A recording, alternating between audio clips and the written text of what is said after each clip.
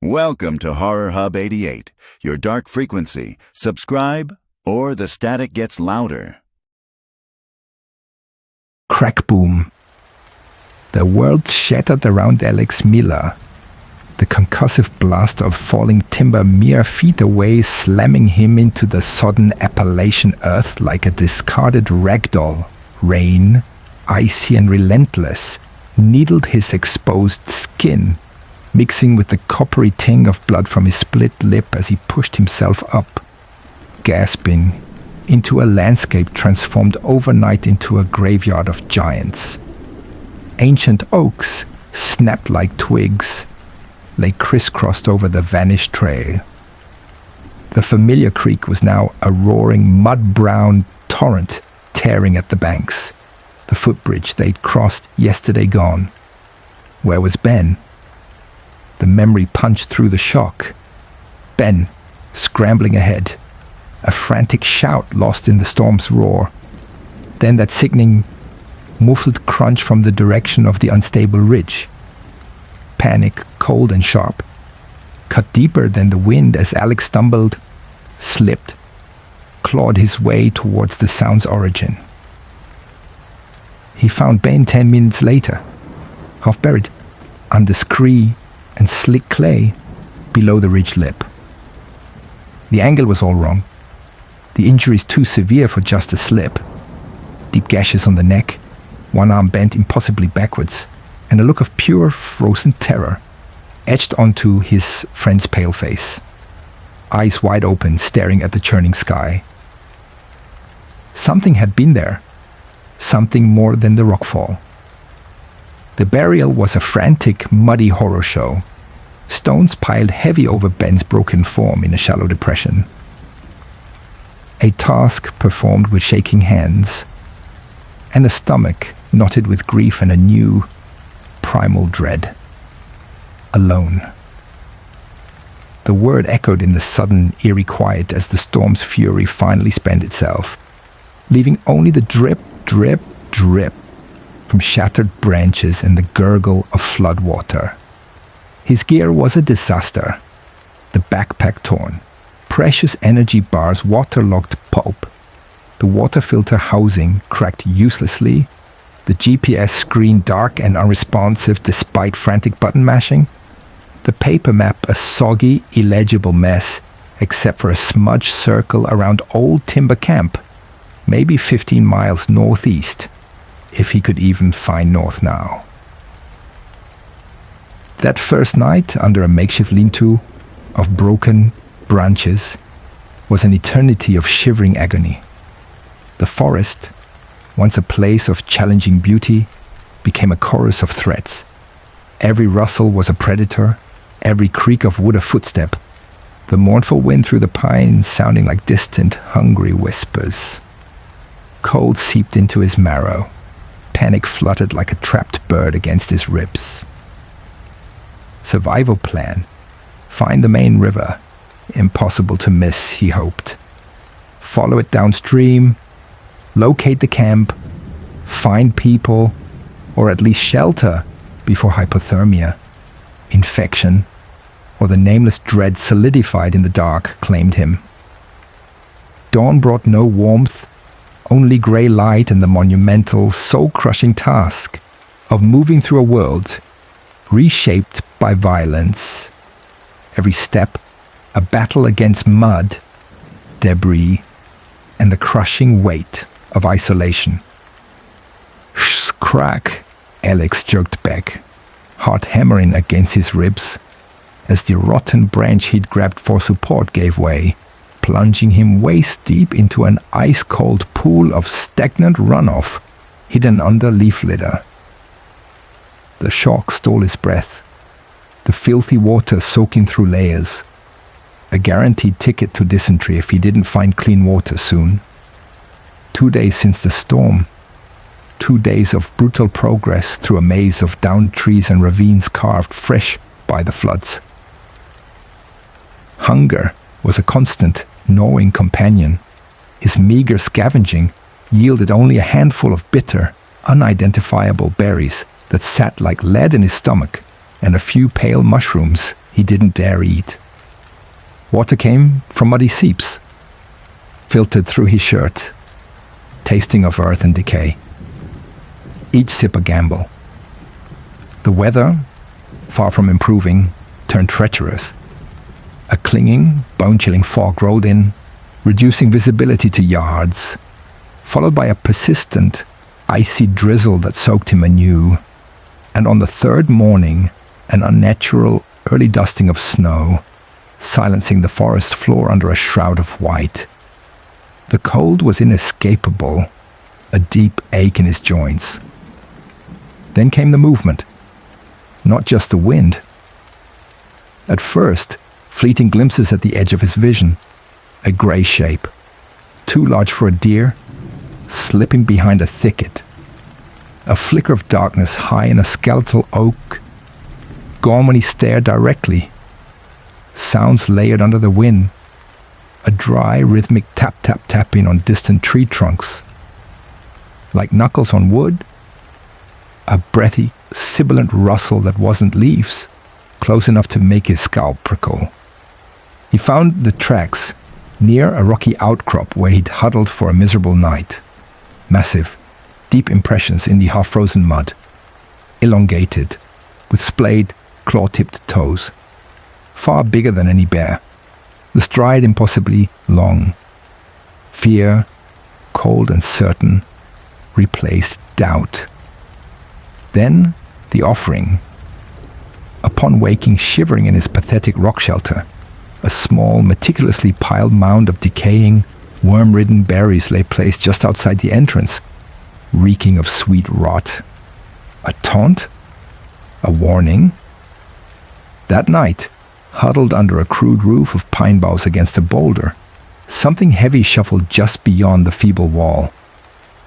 Wet, guttural breathing, thick with phlegm, filled the air, followed by a slow, deliberate scraw ape of something sharp and hard dragging down the rock face inches from his head, the sound vibrating through his skull, freezing the blood in his veins.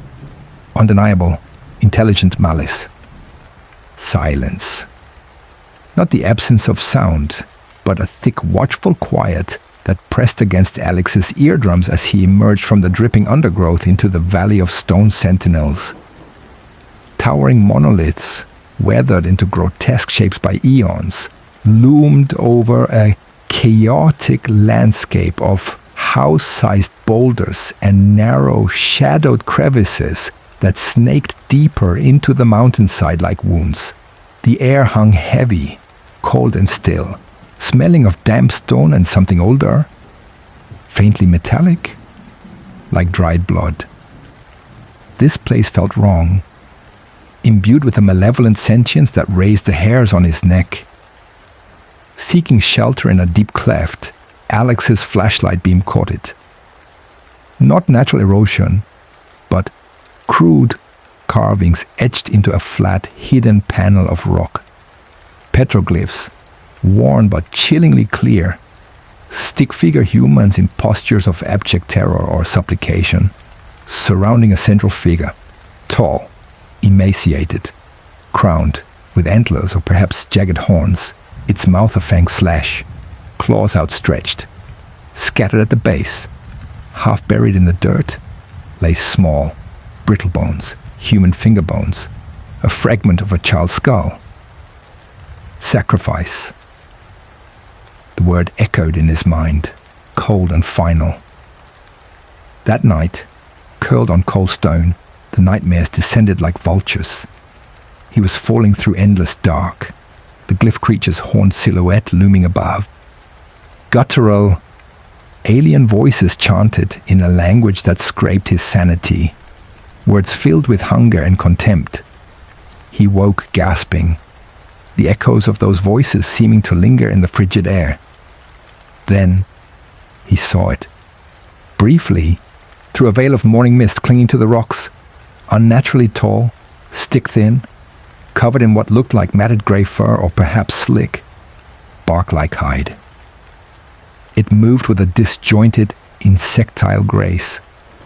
Limbs too long, bending in impossible places, And the eyes, pinpricks of sickly yellow-green light, fixed on him from the shadows before it melted back into the stone maze. Later, as he navigated a treacherous scree slope, a sound froze him mid-step. "Alex, help. Me." Ben's voice, weak, filled with pain, drifting from a dark crevice to his left.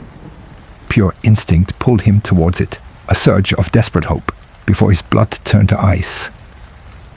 Ben was dead, buried under rocks. This was a trap. The voice shifted, becoming a wet, chittering mockery, then faded. It wasn't just hunting him, it was playing with him, savoring his terror, an intelligent ancient evil, wearing the mountains like a cloak.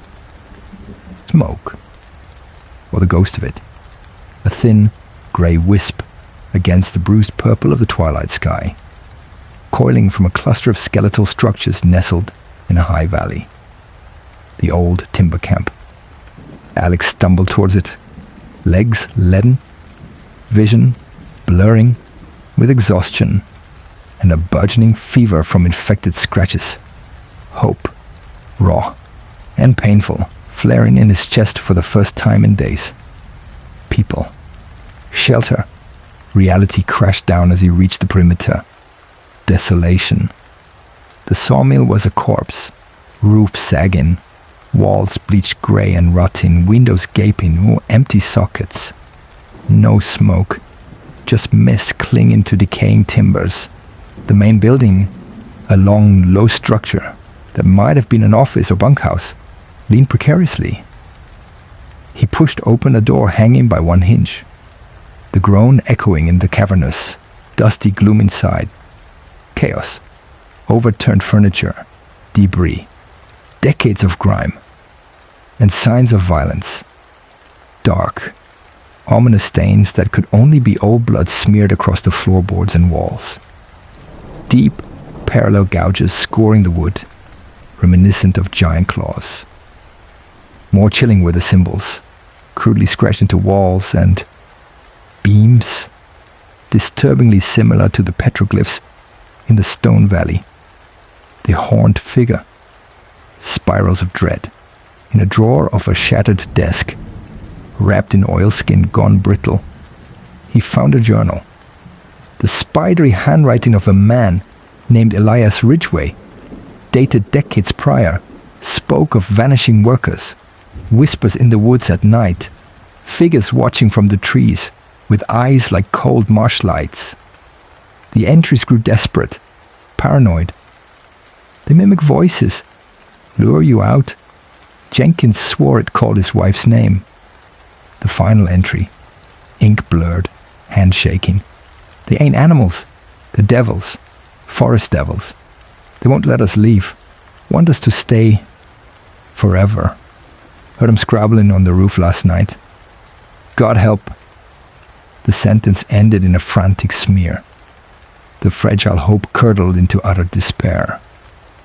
As Alex, trembling, tried to ignite damp kindling in the crumbling fireplace, a sound froze him. A heavy, grating screech of claws dragging slowly, deliberately across the roof's corrugated metal above him. Then another, from the side wall. Another. They were here, surrounding the building. A shadow blotted the grimy window to his right. He spun, flashlight beam lancing out, illuminated in its stark white light, pressed against the glass, was a face, not animal, not human, elongated, skin like stretched, grey leather over sharp bone, a lipless maw slightly agape, revealing needle-pointed teeth stained dark, nostrils mere slits, and those eyes, large, sunken orbs reflecting the light with a sickly as intelligent yellow-green luminescence, filled with an ancient, predatory hunger. It stared directly at him, unblinking. A guttural clicking sound vibrated through the glass. Thud. Something heavy slammed against the barricaded front door, wood splintering. Scrap!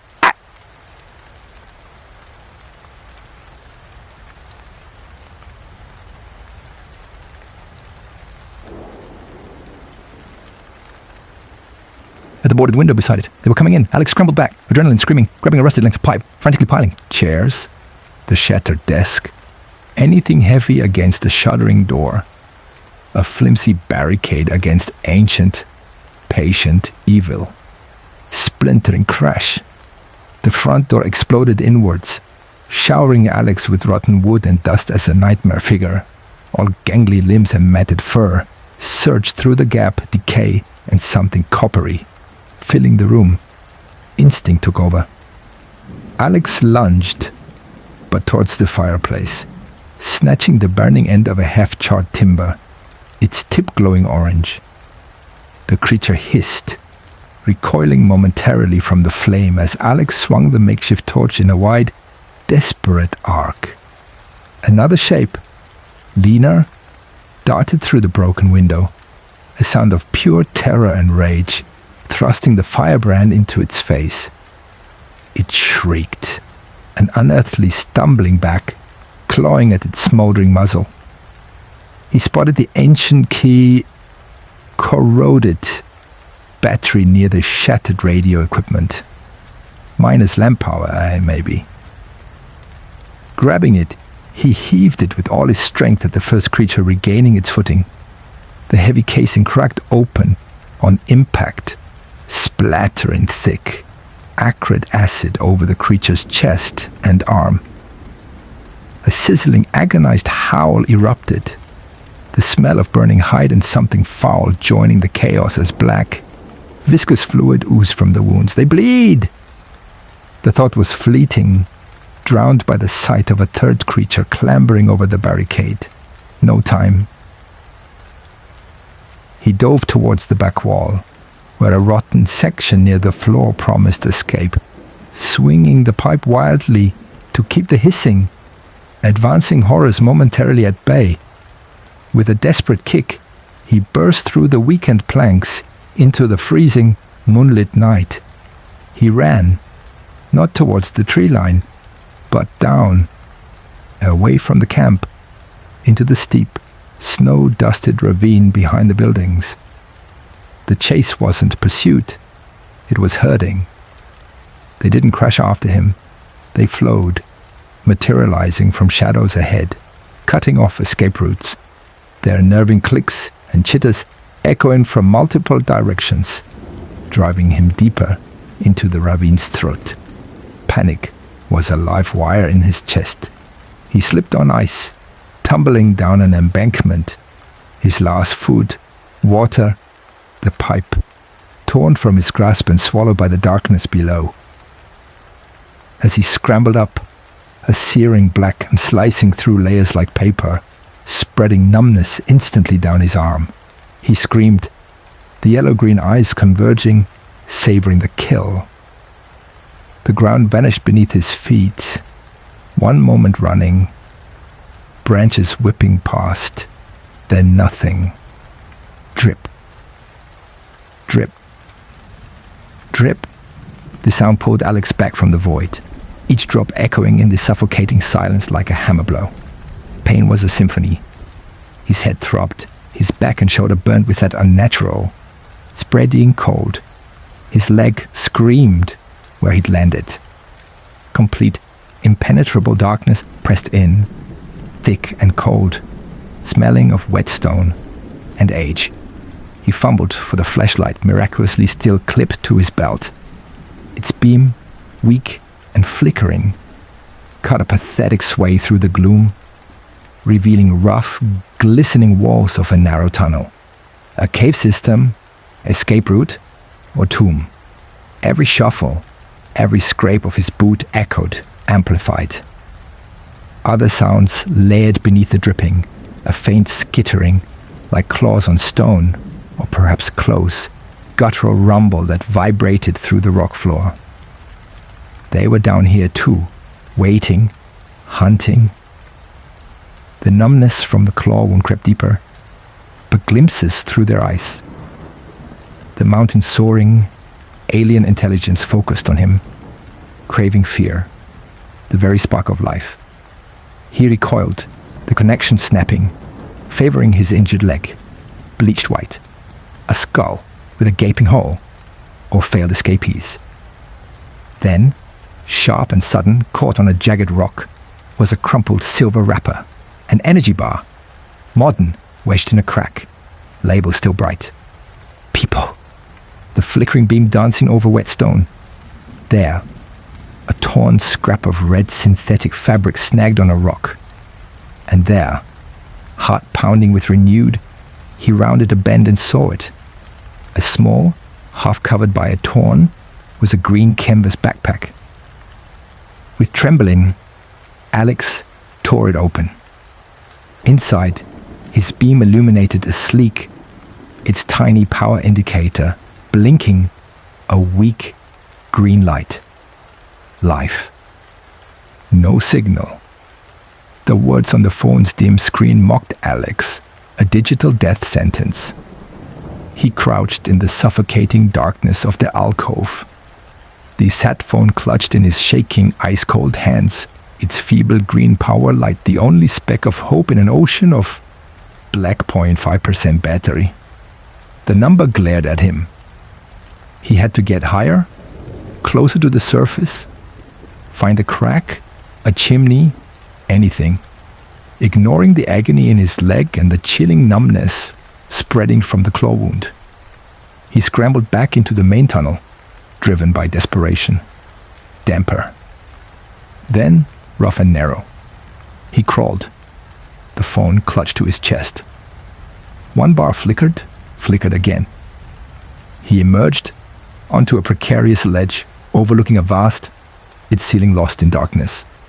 2 bars, slick with sweat and grime, navigated the clumsy menu to the SOS function. The connection icon pulsed agonizingly, slow 0.4% connecting, typing a message with numb fingers.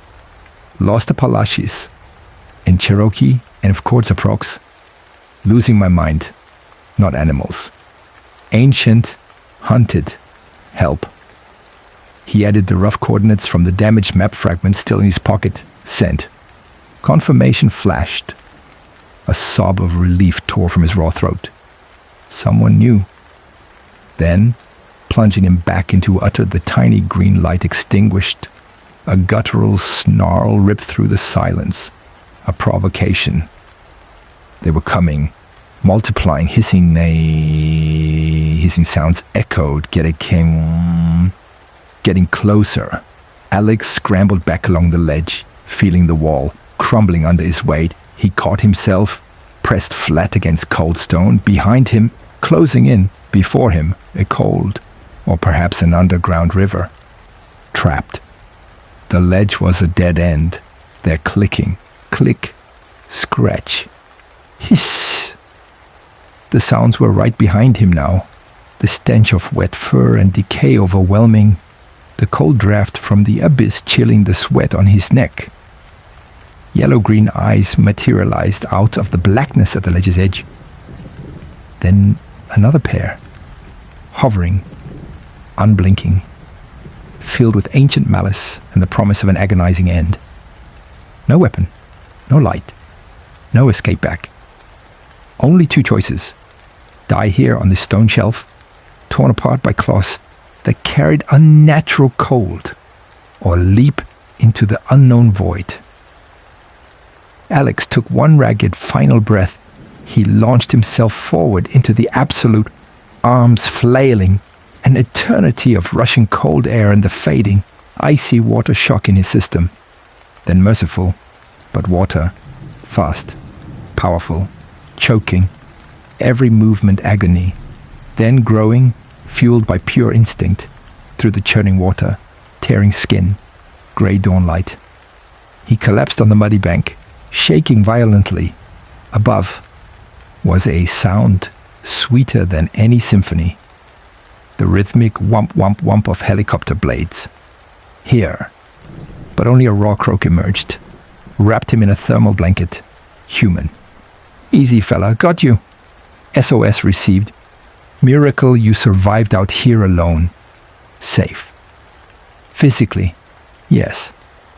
As the helicopter rose, the majestic scarred expanse of the Appalachians unfolding below, Alex pressed his forehead against the cold plexiglass.